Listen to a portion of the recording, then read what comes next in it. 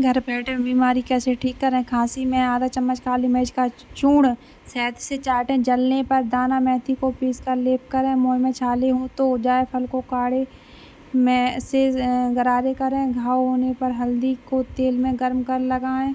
धूम्रपान की आदत छुड़ाने में सौंफ को घी में सेक कर खाएं।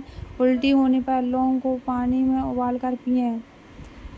और इन्हीं सब घरेलू उपाय हैं। और उसके बाद जलवायु परिवर्तन होने पर काली मिर्च